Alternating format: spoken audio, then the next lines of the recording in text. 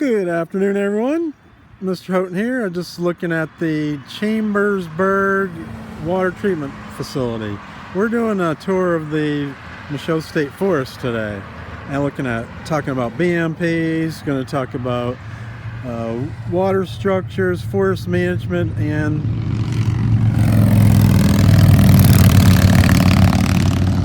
I'm on Route 30 right now, and we're going to talk about some vernal ponds. So this is the Chambersburg Reservoir, not reservoir, but their water treatment facility for their drinking water. So they draw surface water and it has to be treated. They can pull 4.6 million gallons upstream here, up Route 30, where we're going, and up to 6 million gallons a day, and it won't affect their the stream flow. They're actually allowed to pull up to 10 million. So these are just settling basins. And next stop will be where the intake is, where they draw the water. It's all gravity feed down to here. Hello, we're at stop 2, just turned up Route 233. So we're in Michaux State Forest, went by Caledonia State Park. So I'd like to show you the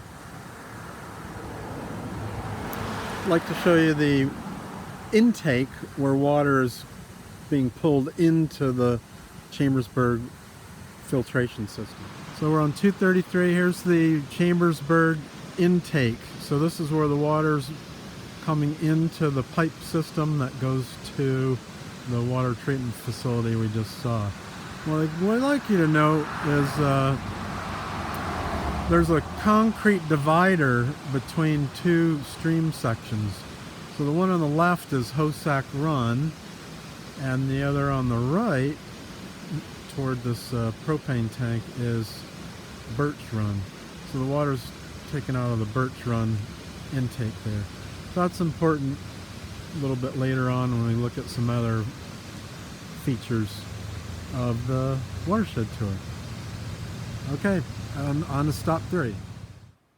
All right, we're at stop 3. This is really the foundation, or the reason that the Michaux State Forest, all our state forests were purchased, was to protect the water supply. And prior to the Weeks Act in 1911, so Pennsylvania was buying land in 1890s, 1897, and to protect the water. So within within Pennsylvania, there's 83,000 miles of stream, and there's about 5,000 miles in the state forests. And in the Michaux, about 202 miles, and almost all of that, 180 miles, is high quality fishery. Within the Michaux State Forest, we've got 4 municipal water supplies: Chambersburg, Mont Alto, Guilford, Shippensburg. So we've got Long Pine Reservoir. South Mountain, another village, also pulls from wells up on the mountain. So it's a very important resource. Probably over 20,000 acres of the Michaux State Forest is within municipal watersheds, either impoundment springs or wells. So Guilford has a series of wells, I think 7 wells, and the Michaux State Forest earns they get 0.1% of all the water receipts from Chambersburg, Guilford. But these wells, as I said, I think 6 or 7, we'll go past them. Here's the wellhead has been covered up with this concrete structure. Though they put these covers on after 2001, September 11th, to protect the wellhead. So these are wells that are 800 to 1,000 feet deep, and then pumped to Guilford Township, or could be gravity too. All right, stop 4. We're on Quarry Gap Road, an improved gravel road. It was an old gravel road system, and they put shale down. So one of the improvements they made, the gray shale lasts quite a bit longer than brown shale. Also, I'm at a stream crossing, kind of a unique feature. So instead of putting a bridge here. They put a box culvert. This is about an $8,000 box culvert. And it's pretty easy to put in. Didn't have to stop the stream. They can piece this together, lay it flat on the stream bed to make sure that water doesn't get underneath, and then build it in place. It's got minimal fill over the top of it. Again, this feeds down into where that water intake was. This is at the Hossack Run side. Still at stop 4. This is really a main haul road. Again, as I said, it already existed, and their main haul roads for the Bureau of Forestry are usually kept 24 feet is their right-of-way clearance, and they have a 16-foot running surface. And then their secondary haul roads, which we'll see up the road a little bit further, 20-foot right-of-way clearance, and then a 12-foot running surface. So any landings are going to put those on high spots, and definitely look at the soils. You'll note as we travel up the road, we'll see some other improvements like bleeders, where the ditch goes along the side and out. So I'll point out some of those along the way. Okay, let's go up the road. All right, I talked about Guilford Wells. So this is, we've driven a little bit further up the road, and then here's a wellhead that's uncovered from the concrete. And I can hear a pump going. So it must be pumped to their treatment facility. Now this is groundwater and will not have to be filtered like the surface water does. So next week I'll do a video tour of the Waynesboro water treatment facility. And that's a big difference, surface water versus groundwater. All right, gonna head up the road. I'm looking down Quarry Gap Road, the road we've been driving up. So walking down the hill, you can note how it's been graveled or shaled. It's crowned. The road's crowned to keep the water from running over the stream. Running over the road and getting the water off the road itself. And then they have a series of bleeders along the edge of the roads too. So this is a ditch that's been cut, and the water will run off of that out into the woods, over into this, right down this area right here, this bleeder. All right. So here comes a car up the road, they're using it, and then we got recreationists out here today. Here we are at stop 5, the last of the 5 wells in Guilford Township. We're up here on Quarry Gap Run Road. There's a spur trail that goes to the Appalachian Trail. The Bureau of Forestry has a number of different buffers, and I'll talk about the aquatic buffers and also visual and recreational buffers. So the Appalachian Trail is a 200-foot buffer on either side, not for water, but just for visual. We're going to walk along Locust Gap Trail and make our way to a ford where the stream's been crossed. There's been at least 3 different harvests in this area since the early 90s, from both salvage cutting and wind throw, and then a shelter would put in, fenced. The Penn State Monalto students have helped plant trees back in here, and it's a pretty interesting place. Oftentimes get to hear a grouse drum. So really nice location. All right, so I've got this is an old hand-drawn map, back when they used to draw maps by hand. And we're parked right here, and we're right at a gate, and we're going to look at this ford. So this is showing the different forest treatments that were done. Shelter woods, improvement cuts, salvage. We're on a class 3 Woods Road right here. It's been improved. All these circles are the vernal ponds in the area, and buffers have been left along those. So this has been more than 8 million pounds of wood have gone over this ford that's located right here. Permitting was used, not an erosion sedimentation plan, but a water obstruction and encroachment permit was required. So this has been, here's the gate blocking off the access. It's also a hiking trail. It's been graveled. The approach to the ford has been graveled. And make our way down. It's got sediment detention basin over here to the left. So the water's going to run off into here before it runs down into the stream. So this is a feeder stream to Hosack Run.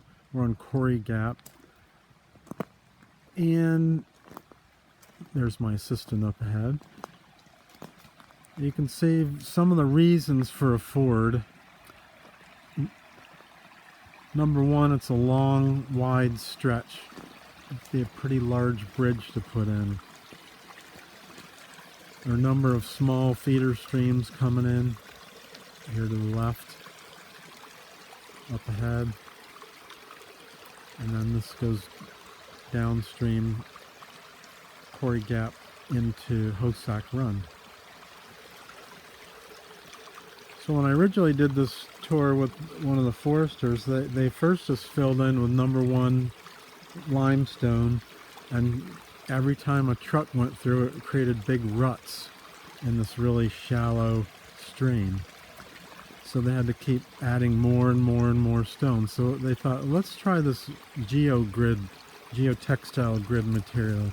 So that was laid down into the base of the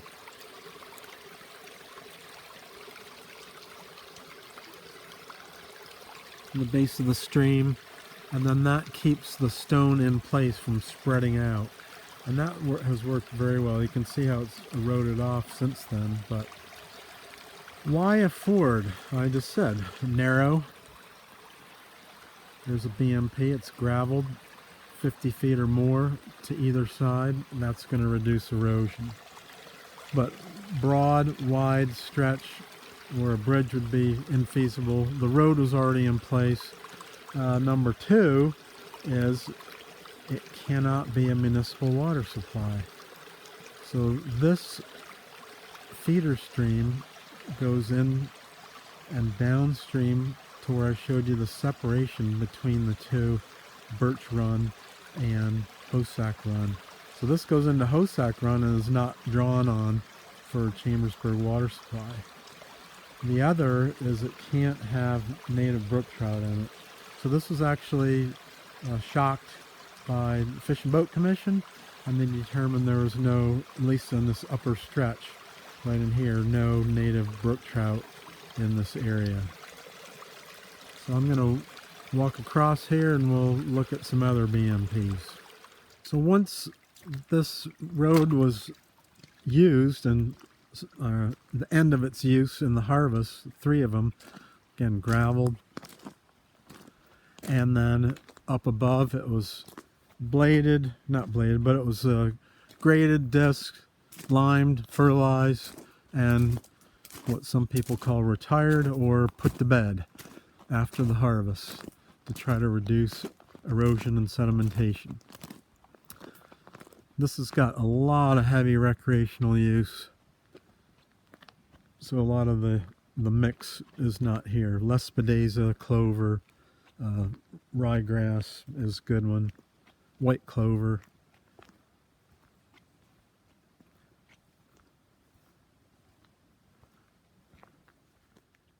The main haul road, again, one thing I forgot to mention is a ford can only be used for trucking. So it cannot be used for skidding logs through. So this is one of the main haul roads. Later on, this road was built for another thinning operation. And I just wanted to point out a few features of that. Got a little spring seep right here coming out.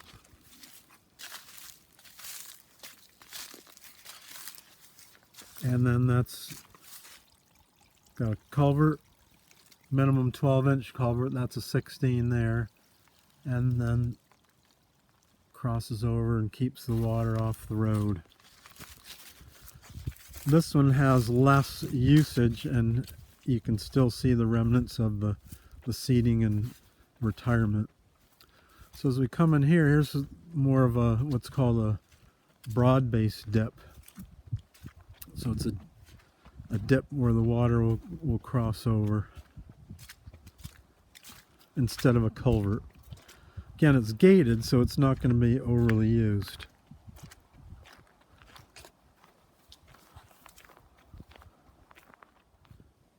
Back to that newer haul road or trucking road, and all the wood got pulled out.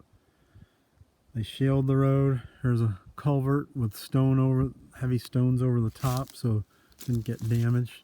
They want to reuse this road again if they come in and do another operation. So here it is shielded. And we're going to make our way back up to the main quarry gap harvest area and start talking about some buffers, start talking about some vernal ponds. All right, back on the primary haul road, you can see a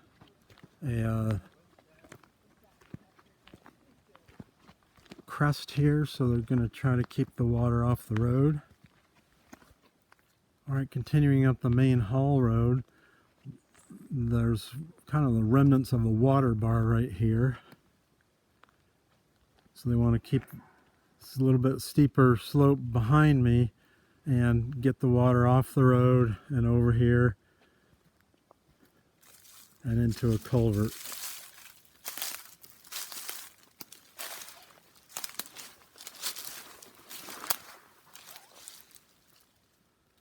Keeping the water off the road, that's the key. Continuing on the main haul road, so this area was operated in the early 90s, 96 into 2000. That was deer fenced right here. Going up to that ridge, there's actually a snake den up there for wintering hibernaculum, basking areas. So the Bureau leaves a 300-foot buffer around those and can only harvest November through March. They don't move any large rocks, and they keep landings and roads at least 450 feet away. So this is a landing area that's been turned into a nice recreational camping spot. So we'll walk into this. It was seeded and maintained as an opening for camping.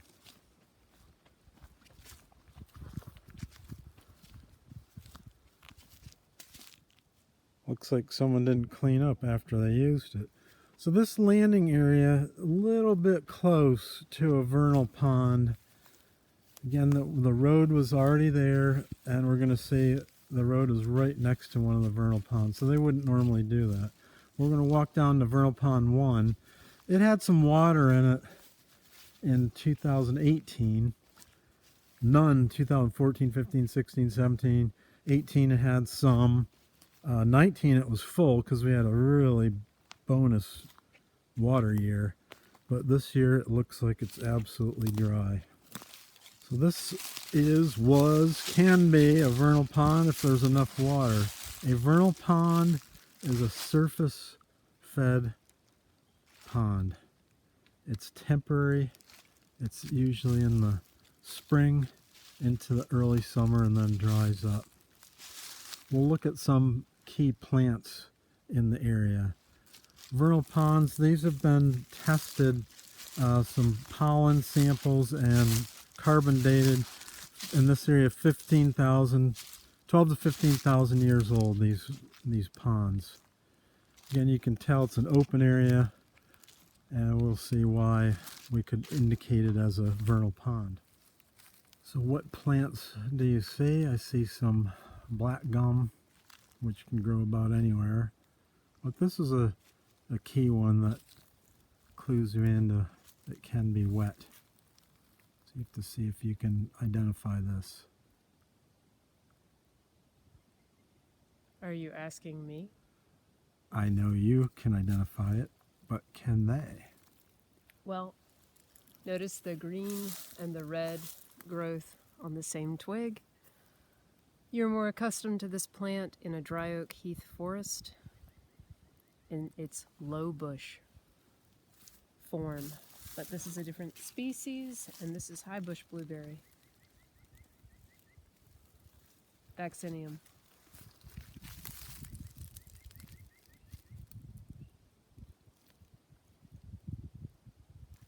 This is vernal pond number 2, and I think, let's see if we can flush out a mallard out of this one. I see one.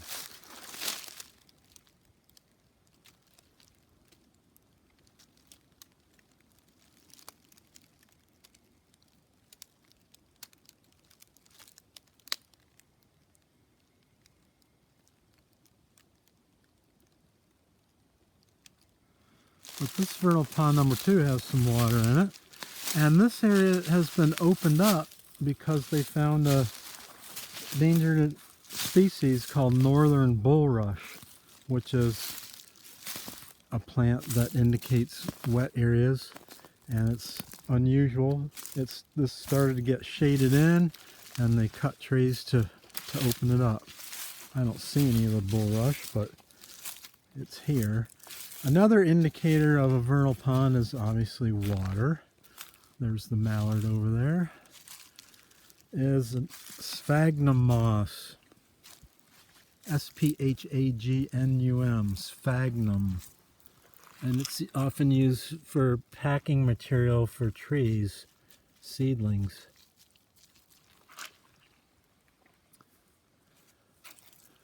You can see some of the rush in the water. Also, other plants that indicate if this were to dry out would be rushes, another type of rush. You can see all the very high bush blueberry.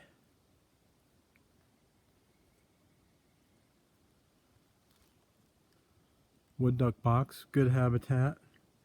So the Bureau of Forestry uses a buffering system, an inner zone that's usually a no-cut zone, no tree cutting except for human safety, and an outer zone where some management, some tree cutting can occur. Each of those zones, the width varies depending on whether it's a wilderness trout stream or a scenic waterway or a vernal pond or a stream.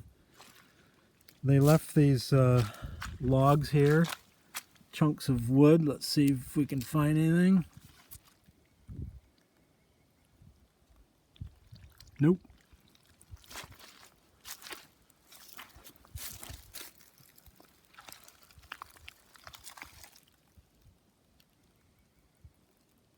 Oh, there's a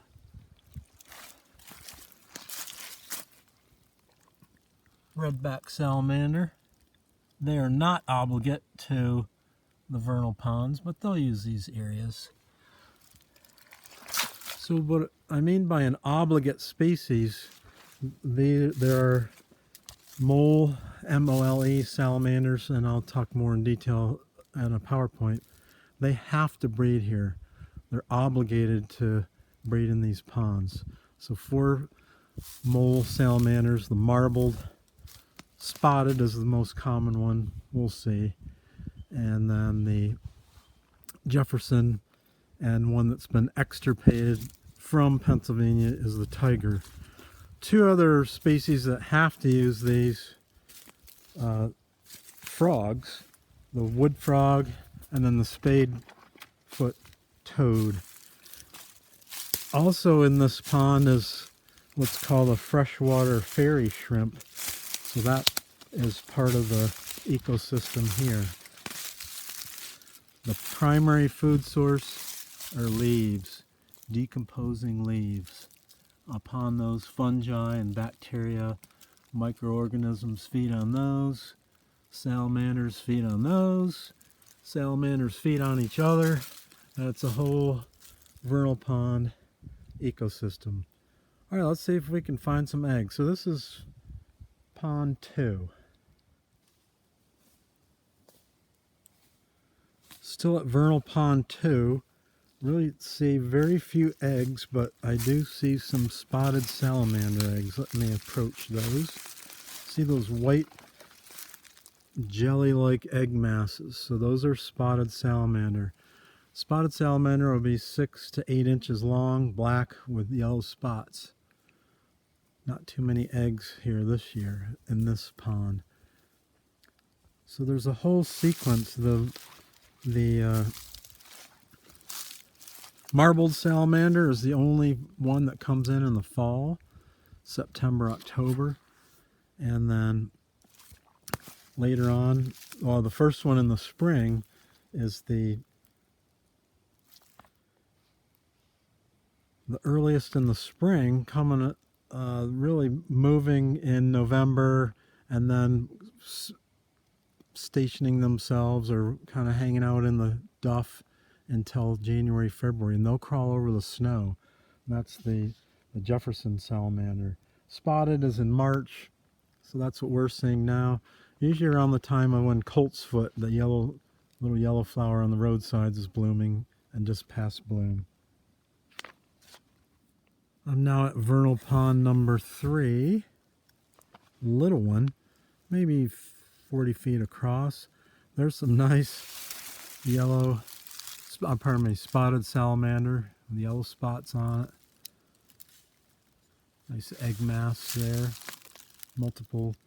Now the vernal ponds, I said there are obligate species, the mole salamanders, marbled, spotted, Jefferson, tiger, and then the wood frog, American wood frog, and also the eastern spadefoot toad. But other creatures will use this. Spring papers will use it.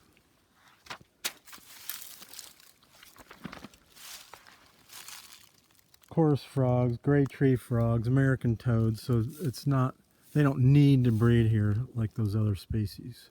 So there's some nice high bush blueberry. Here's some more.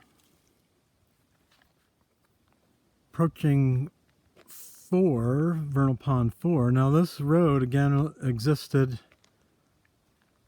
since they put in their buffering system. The inner buffer on a vernal pond is 100 foot, no cut. And then the 100-foot outer management zone where silviculture and harvesting can occur. So this is a really nice pond. You'll often find spotted salamanders in here. Can't harvest in the outer zone or the inner zone except for November through January, so it's very restricted when that can occur. No ruts more than 4 to 5 inches, because to a salamander that's a canyon. They can't walk across that rut. So very special protection.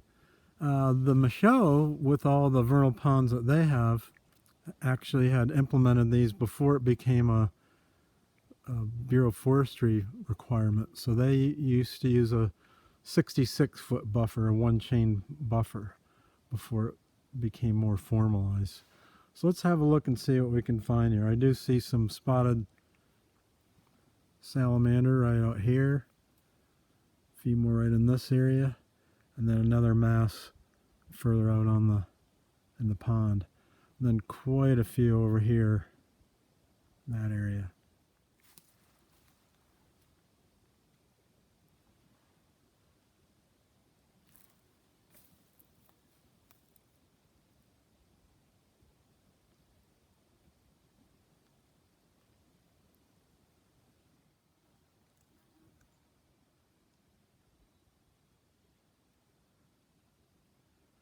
Again, the sphagnum moss, indicator of wet.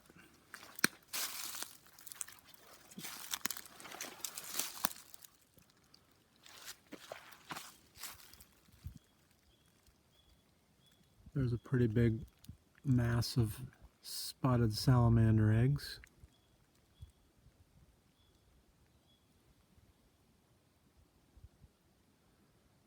High bush blueberry again. Lots of black gum, but that you find that everywhere. But the high bush blueberry, the sphagnum, the rushes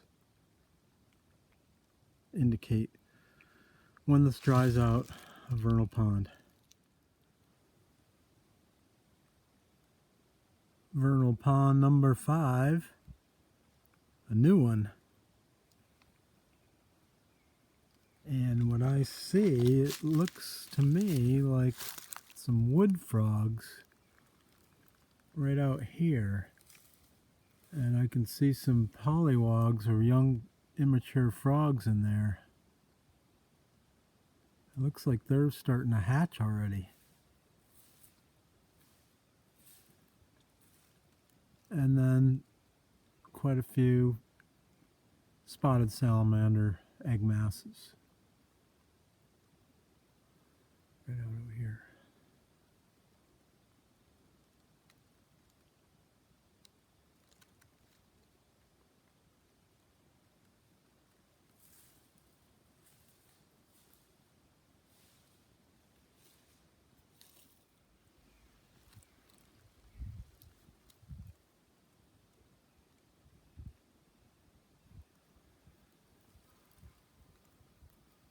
Wood frog eggs, and I call them polywogs, but they're called tadpoles. Sorry about that, but you can see they're definitely hatching.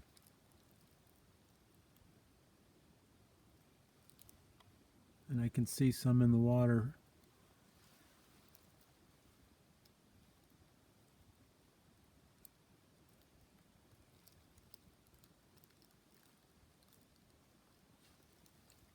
Right here on this leaf. Spring is sprung.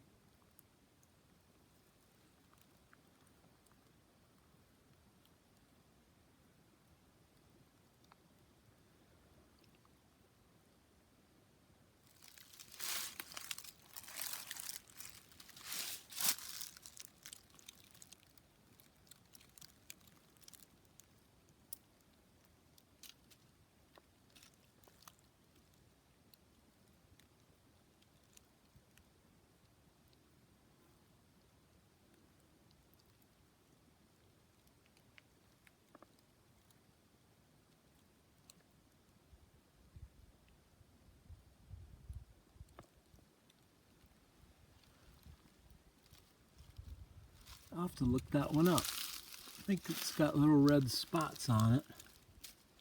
Oh, there it goes.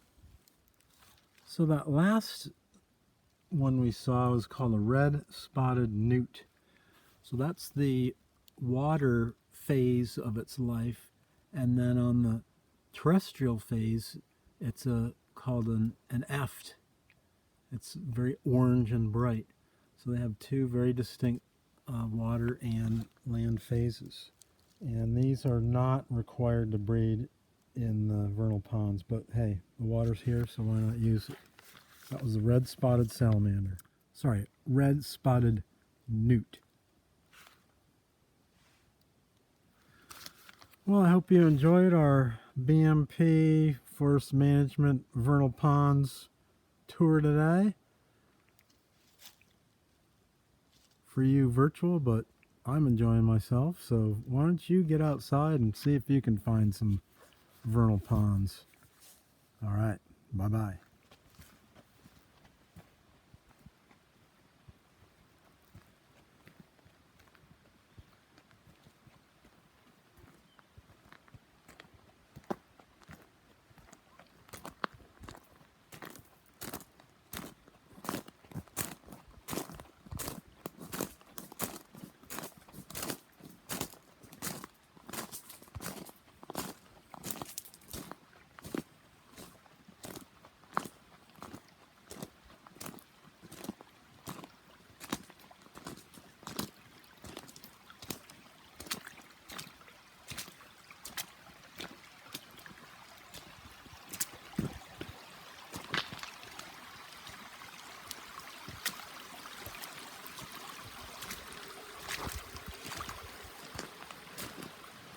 This is not a BMP, putting the road right next to the stream, but again, this is an old road system, and instead of building another road farther away from the creek, they let it go.